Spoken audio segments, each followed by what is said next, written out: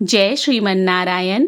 आइए जानते हैं एक आदर्श शिष्य एकलव्य की कहानी। अपने गुरु को अंगूठा दान करने के पश्चात एकलव्य का क्या हुआ। आइए कथा का श्रवण करते हैं। जब कभी भी एक आदर्श शिष्य की बात होती है तो सबसे पहला नाम आता है एकलव्य का। अपने गुरु के सम्मान के लिए एकलव्य ने उन्हें वह गुरु दक्षिणा दी जो उनके जीवन की सबसे अमूल्य वस्तु थी। अधिकतर लोग सिर्फ यही जानते हैं कि एकलव्य ने द्रोणाचार्य को अपना अंगूठा दान कर दिया था, लेकिन इसके पीछे क्या कारण था और द्रोणाचार्य जैसे महान गुरु ने अपने शिष्य के साथ इतना कठोर व्यवहार क्यों किया। आइए इसकी पूरी कहानी जानते हैं। महाभारत के समय हस्तिनापुर के जंगलों में निषादों के प्रमुख हिरण्यधनु का पुत्र एकलव्य रहता था। एकलव्य को धनुर्विद्या यानी तीरंदाजी में गहरी रुचि थी और वह हमेशा सैन्य कला के विशेषज्ञ माने जाने वाले गुरु द्रोणाचार्य से तीरंदाजी सीखना चाहता था। एक दिन वह द्रोणाचार्य से धनुर्विद्या के गुण सीखने के लिए उनके गुरुकुल के लिए रवाना हो गया। जब एकलव्य वहां पहुंचा तो उसने देखा कि द्रोणाचार्य अपने शिष्यों को धनुर्विद्या की शिक्षा दे रहे हैं।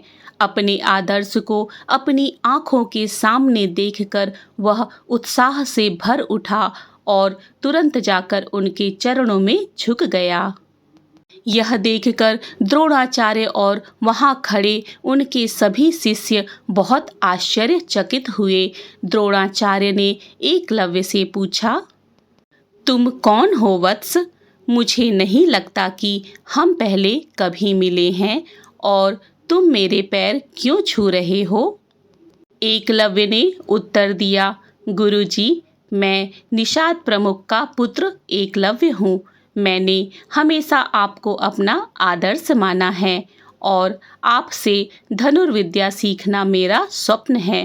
कृपया मुझे अपने गुरुकुल में शरण लेने की अनुमति दें।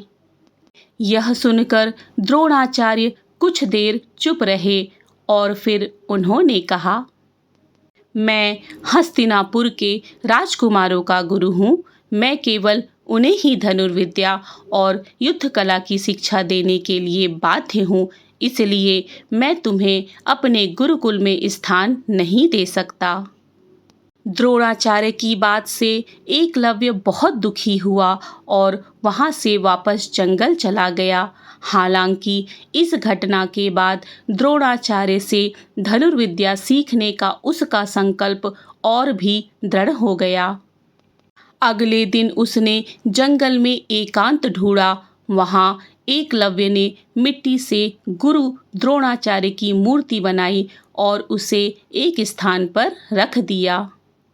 अब प्रतिदिन एकलव्य मिट्टी से बनी द्रोणाचार्य की मूर्ति को अपना गुरु मानकर उनसे आशीर्वाद लेता और उनके सामने ही तीरंदाजी का अभ्यास करता।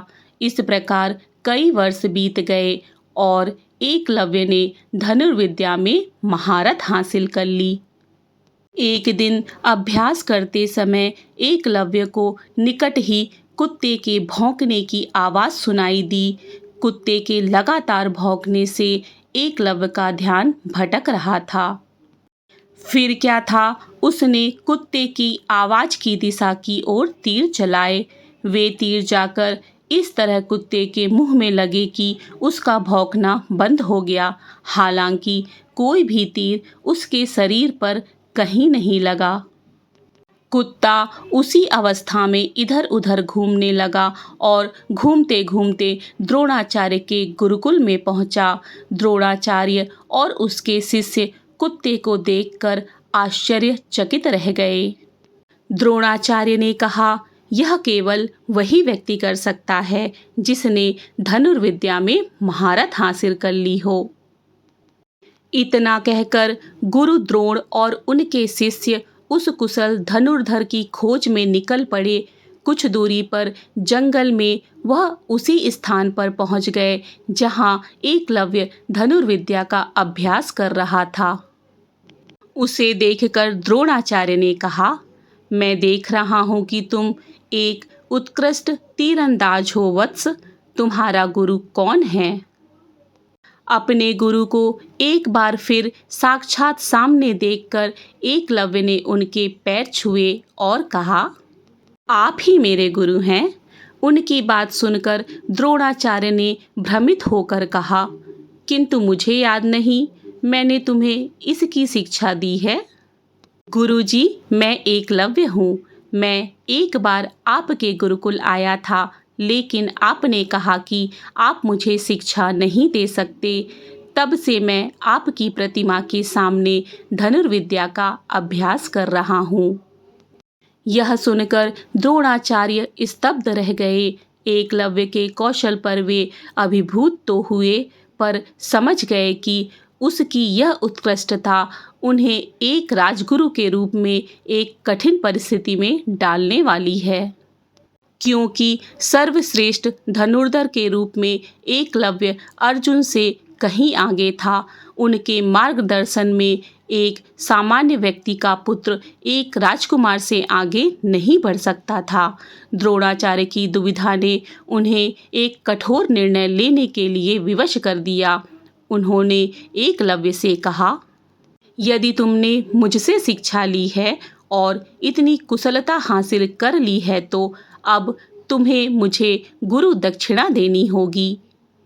एकलव्य की खुशी का ठिकाना ना रहा। उसने तुरंत द्रोणाचार्य से उनकी गुरु दक्षिणा पूछी। तब द्रोण ने कहा, मुझे गुरु दक्षिणा में तुम्हारा दाहिना अंगूठा चाहिए। द्रोणाचार्य जानते थे कि इससे वह भविष्य में धनुर्विद्या में असमर्थ हो जाएगा।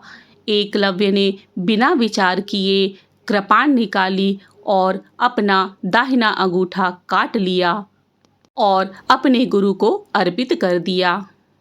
हे आचार्य, इतने समय तक मुझे शिक्षा देने के लिए धन्यवाद।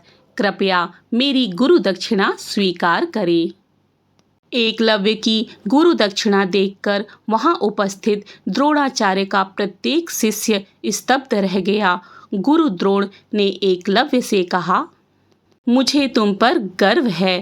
तुम्हारे अंगूठे के बिना भी मैं तुम्हें सबसे महान धनुर्धर होने का आशीर्वाद देता हूँ। साथ ही तुम सदैव गुरु के प्रति समर्पण के आदर्श रहोगे। महाभारत की इस घटना ने एक आदर्श शिष्य के रूप में एकलव्य का नाम हमेशा के लिए अमर कर दिया। अंगूठा दान करने के पश्चात भी एकलव्य लगातार धनुर्विद्या का अभ्यास करता रहा। अंगूठे के बिना धनुष को उठाया तो जा सकता था, परंतु बाण को प्रत्यंचा पर चढ़ाना असंभव हो गया। अंगूठा दान करने के बाद एकलव्य ने धनुष चलाने की एक नवीन विधि का आविष्कार किया। इसमें धनुष चलाने के लिए अंगूठे की आवश्यकता नहीं होती, बल्कि तर्जनी और मध्यमा उंगली की मदद से तीरंदाजी की जा सकती है। आज भी दुनिया भर में तीरंदाजी के लिए जिस तकनीक का उपयोग किया जाता है, वह एकलव्य की ही तकनीक है। आइए अब जानते हैं एकलव्य ने कितने युद्ध लड़े और उनकी मृत्यु कैसे हुई। एकलव्य के पिता हिरण्यधनु श्रृंगवेरपुर नामक राज्य के राजा थे। यह राज्य जरासंध को अपना सम्राट मानता था और जरासंध के गठबंधन का हिस्सा था। पिता की मृत्यु के बाद एकलव्य राजा बने। उन्होंने भी जरासंध के साथ अपनी संधि को नियमित रखा। जरासंध ने मथुरा पर 17 बार आक्रमण किया। हर हमले में एकलव्य जरासंध के साथ था और हर बार मथुरा की सेना को भारी नुकसान पहुंचाता था। 18वीं बार जब जरासंध और एकलव्य ने मथुरा पर हमला किया, तब उनके सामने स्वयं श्री कृष्ण थे। भगवान कृष्ण ने उंगलियों की मदद से धनुष चलाते हुए एकलव्य को देखा, उसकी प्रशंसा भी की। परंतु जरासंध का साथी होने के कारण स्वयं भगवान श्री कृष्ण को एकलव्य का वध करना पड़ा।